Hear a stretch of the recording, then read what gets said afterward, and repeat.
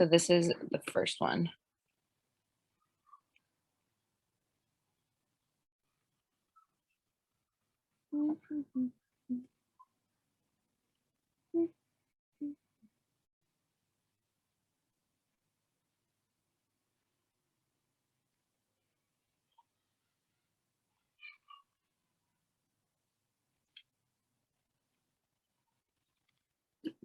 Just going to give you guys some funny humor for today. I told my friends I was doing a tort session with you guys, and they were like, oh, are you going over the basics of tortellini or tortillas?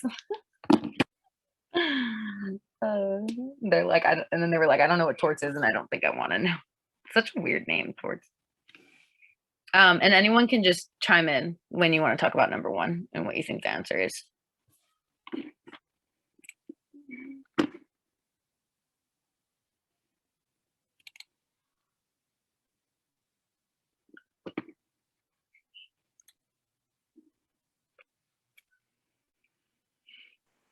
I have a very random question about this hypo, just because I'm like, how is it her fault her car gets a flat, or is it they're married, so isn't it both their cars? Hold on, I'm still reading it. 1 second. No, it's okay. Just because you're married, it doesn't always mean that you guys own the same property. I mean, it depends what state you're in, and that's like all property law. Like, it depends if you're in a community property state, but you can't just assume that they both own the car. Or I wouldn't, at least.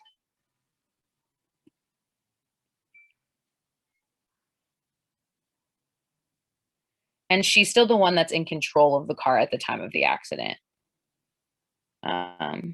So it definitely is not good that she didn't put her hazards on.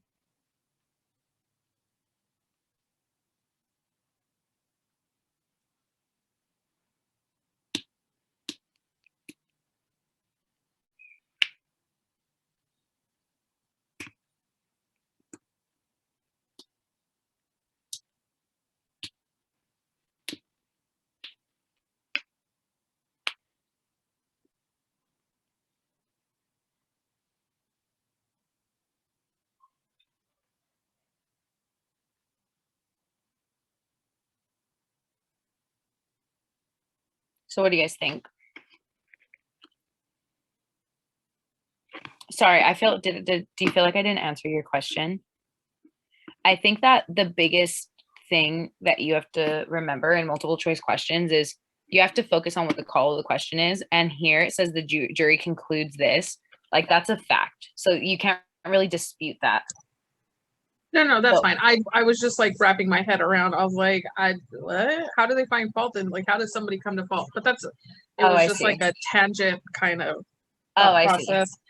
Yeah, so throughout law school, you're going to read a lot of fact patterns that piss you off. Wait till you take criminal procedure. You're not going to be able to wrap your hand around any of it, because I don't. I'm like, what? So in this one, the comparative negligence like triggers the whole, well, they pay for their percentage of their liability, but 10,000 isn't an option. So that leads me to, he's either 0%, like zero amount. He'll either be able to recover 0, or he'll be able to recover the whole 100,000. Oh, I'm sorry, I read it wrong. So he'll be able to get 90,000. No. I read that wrong. It would be 50,000, right? Because he can't, with the spousal thing, he can't collect from his wife, and he can't get the 10% from himself. He can only get the 50%. Exactly. Yeah. Okay. He can get the 50% from Thomas.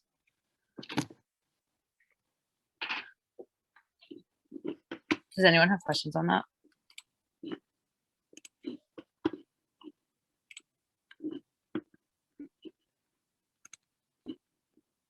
Okay.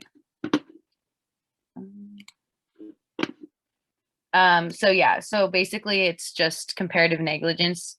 Plaintiffs can only recover the amounts of injuries apportioned to the defendant. In this instance, Henry can only sue Thomas. Okay, number 2. Sorry, let me move this over.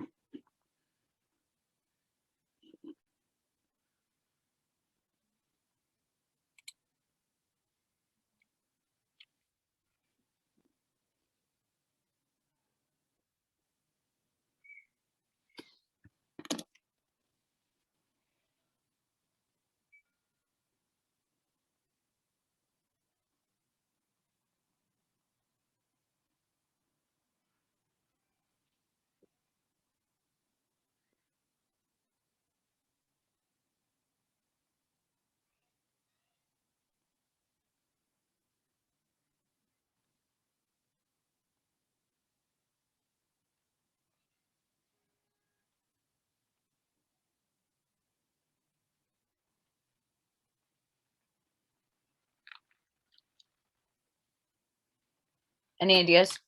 Remember that this is a joint and several liability jurisdiction.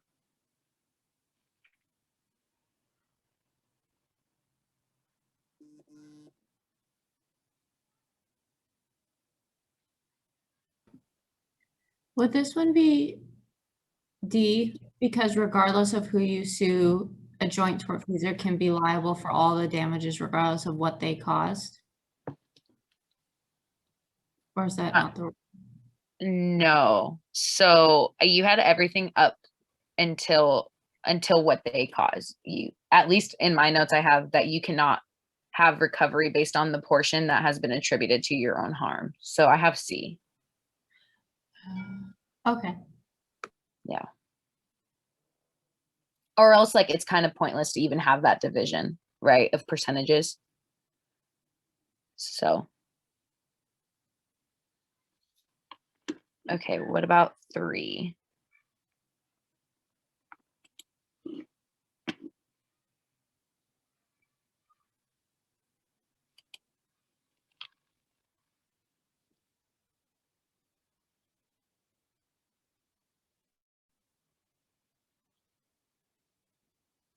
Isn't that dumb? But yeah, that's the answer. Yeah. Okay, what about 4? Oh.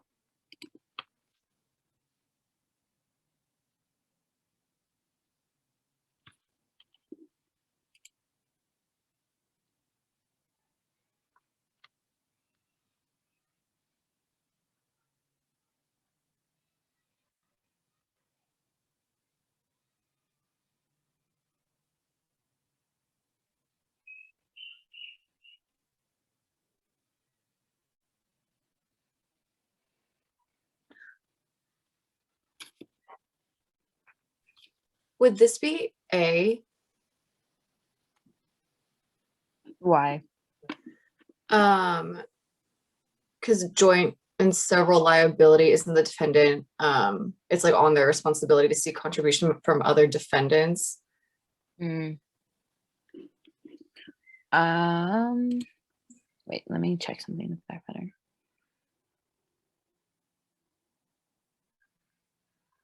So I have D. Wait, yeah, 4. Are we on 4? Yeah, I have D. This is like the yellow cab case, if you guys look at that a little bit. So Thomas cannot seek contribution from Betty because the defendant cannot seek contribution from a joint tortfeasor, because they would not have a cause of action. So that includes married couples. But Thomas cannot seek indemnity from Betty because they do not have a pre-existing relationship that would allow for such a shift in doing, like, trying to get a recovery from her. And I don't know if you guys went over the Mary Carter agreement, but they can't sign that either, because Thomas is technically the only defendant in this case, and the judgment against him has already been entered. You guys have any questions on that? Because Thomas is the only defendant, although Betty and Henry both have some kind of liability, like they're still the plaintiff seeking damages. So you can't seek contribution because they're married? No, no, it includes married couples. But a defendant cannot seek contribution from a joint tortfeasor.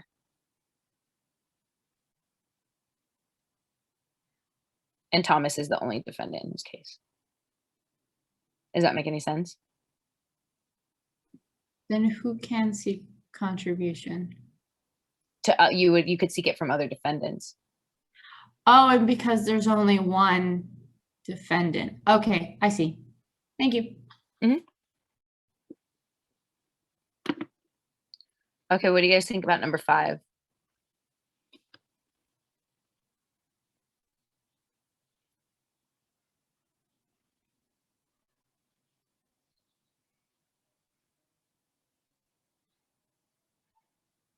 Sorry, it's not. I'm sorry, I just made a wrong statement because this one actually corrects me. you can't seek contributions from plaintiffs, but you can seek, the defendant can seek contributions to other defendants or like wherever the liability flows through. So I'm just going to give you the answer for this one, but here you could get the 90K from the employer. Because you can get contribution based on your relationship, like the party's relationship with, like here with the employer. And so employer-employee relationships fall within that category of contribution.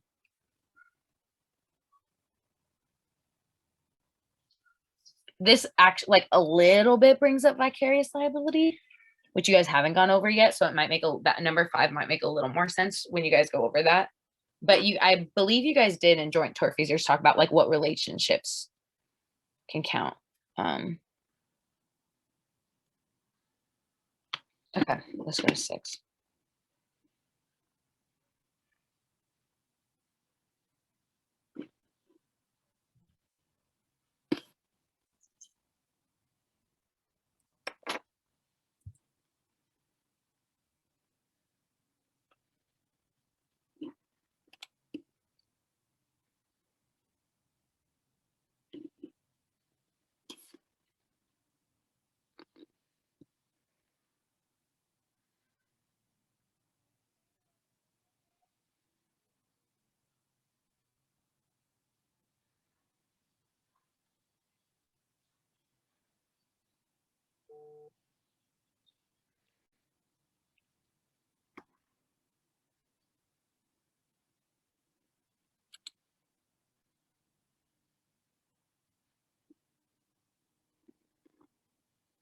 What do you guys think for 6? Is it D? Mm-hmm. Can you give me an example why? Well, yeah. One of the cases we read, there was a tree that fell, but they didn't have previous knowledge that it was, like, they weren't put on notice, but this guy did. So he knew. Okay. So. Perfect. Yeah. And what do you guys think about 7?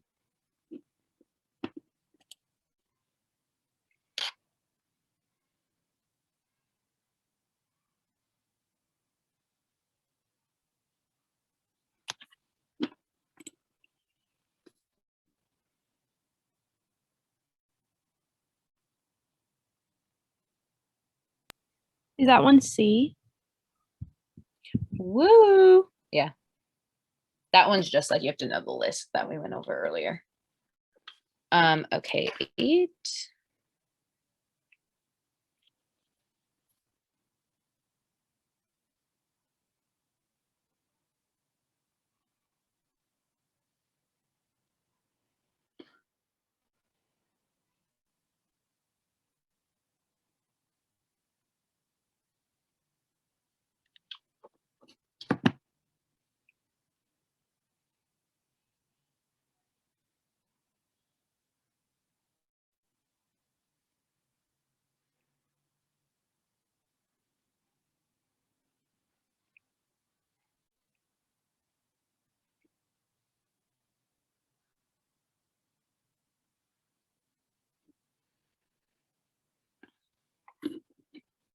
This one is A.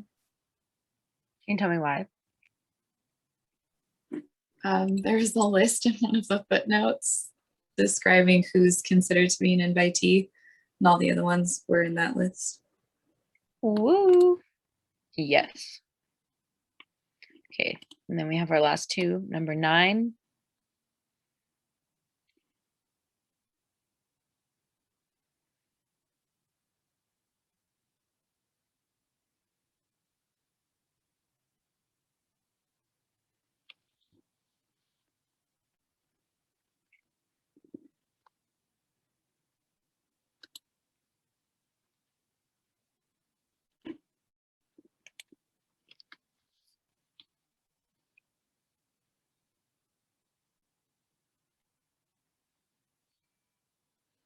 And a lot of these like I'm glad that you mentioned the footnotes, so make sure that you guys are going through footnotes because he does love him some footnotes.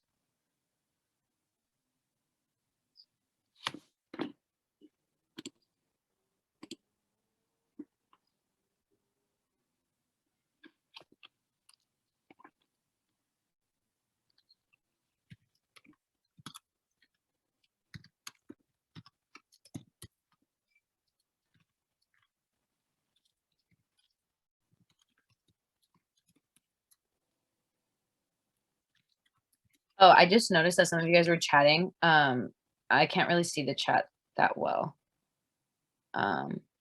when I have my shared screen, but someone asked me if I could show 3 through 7, and yeah, I'll show it again.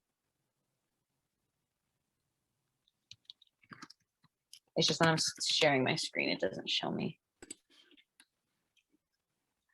Okay, so number 9. Does anyone want to give it a guess, or do you just want me to tell you?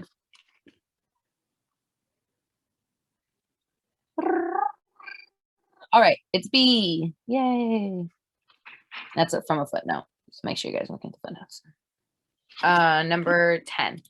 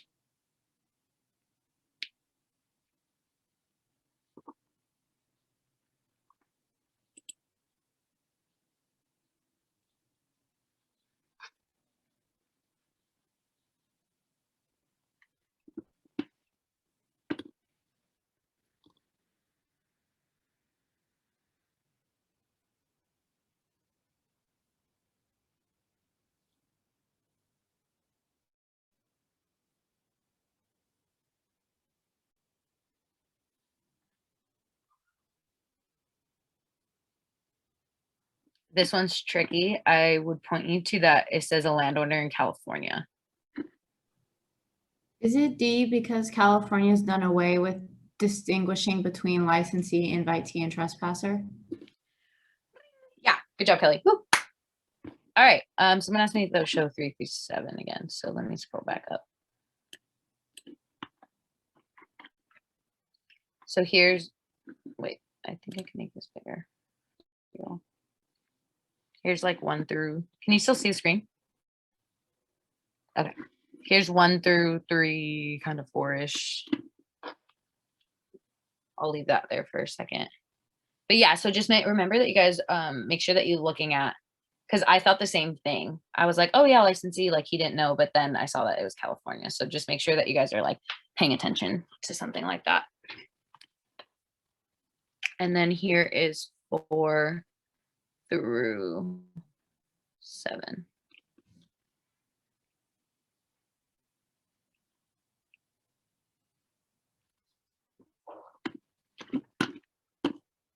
Okay.